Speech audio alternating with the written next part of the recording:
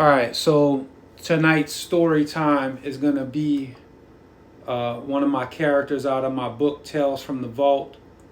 This is Goth Boy. Originally, this is the first appearance of him right here in this painting when I first created him. It's a mixed media piece, and I was just creating, just being creative, and later on, a couple of years later, I went back into that character and I liked him, and I kind of refined him, which you'll see here. So I kind of went back and made like a new body, new head, new style for him. I'm going to go ahead and run through a few pictures of his evolution and just different styles of Goth Boy, and then I'll get into the story. This version was, I drew up, and it was on the cover of the first book that I did. It was a white cover. There was only like 100 of that version.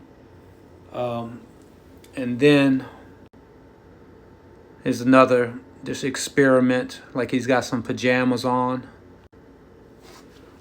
This one is the actual cover for the final copy of Tales from the Vault. And I just put Disney Pixar on there just for the hell of it, being stupid.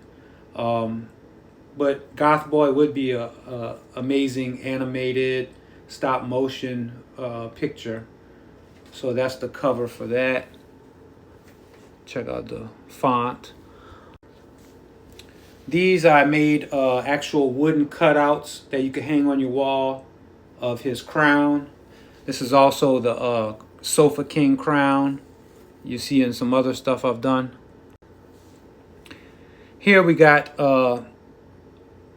Simon and friends hanging out, playing around. This is a pose I took from the what you call the Disney Ducks, Huey, Dewey, and Louie. There's a famous pose they had drawn of them. I kind of ripped that off. But we got Gumbo Bear at the bottom, Mr. G. We got the black and white Simon version, and we got Goth Boy on the top. Now this version I was based off of Todd McFarlane's Batman and Spawn, but he drew Batman. He did a series of Batman, Todd McFarlane, and the way he drew on a spread, this cape, is just insanity, his style. So I ripped Todd McFarlane off on this cape. This is a painting that I did, and I took that off of there and used it for the cover.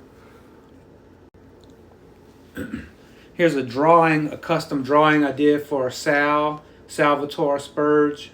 Good guy. He collects a lot of my stuff, but he is a collector of Goth Boy drawings and art and stuff. So, and I even put his name on the tombstone right there. You see it?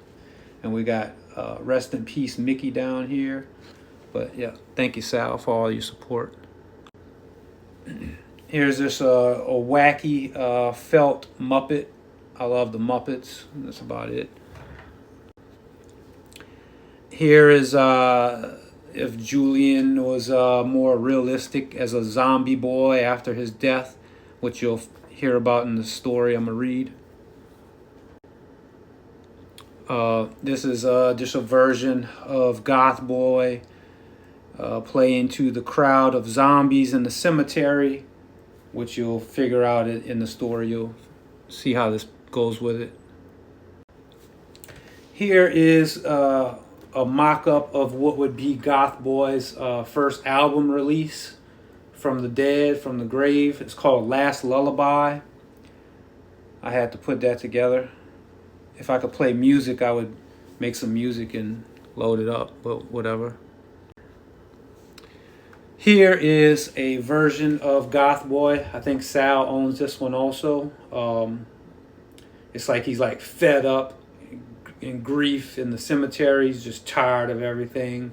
Probably tired of just playing shows to the zombies and nobody else, because they're the only ones that can see him.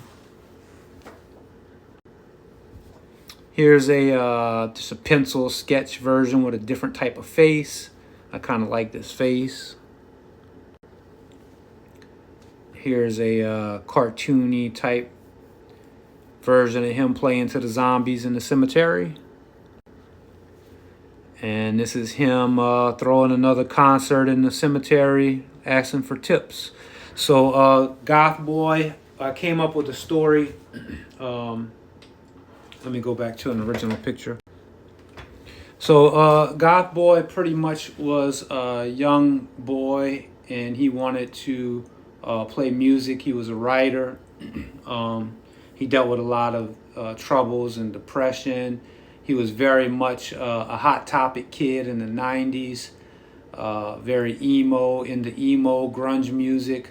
And I would say there's a little bit of like Kurt Cobain influenced of him, his character, and his influence on music. So let me get into the story. All right, let me get into this poem story.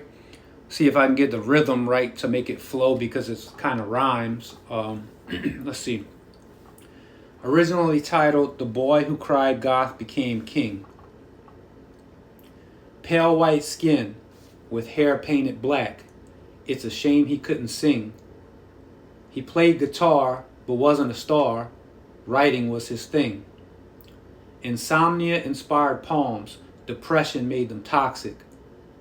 The pain he felt was numb to the belt, as this kid became what they call gothic.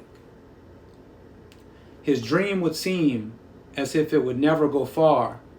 He cut and he cried. His life was a lie, leaving nothing but slanted scars. When all it would mean just to be seen as an infamous rock star. Numb as he screamed, wrote down his dreams, but this time he took it too far. His last attempt, as his wrist goes limp, he wrote of feeling dead inside. Alone in the park, he bled out in the dark. He took his last breath and died. When his body was found with lyrics on the ground, the news did a story. It spoke of the pain with nothing to gain, ashamed of his heartbreak and gory. Born was a poet, tales of a stoic, the boy that couldn't sing. His writings lived on, famous bands played his songs, and he was known as the boy who cried goth became king.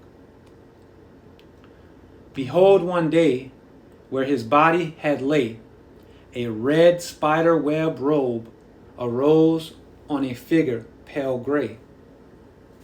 Back from the dead, with a crown on his head.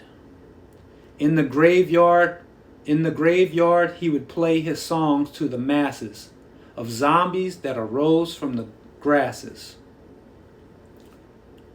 Every midnight, they say, he arises to play. What a sight under the pale moonlight. It's stranger than it seems. Finally, the boy lived his dream. So,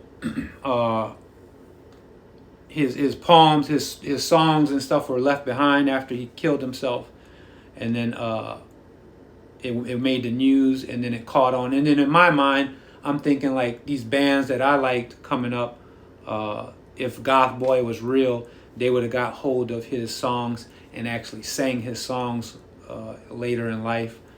Like, so he's kind of like this, he had this Kurt Cobain effect type on younger generations and stuff. So his stuff lived on. And then in the afterlife, he's performing in the graveyard to all these zombies every night, still wishing of becoming that singer and putting his lyrics and music out. So I hope y'all enjoy this story. Stay tuned for more story time. Thank y'all.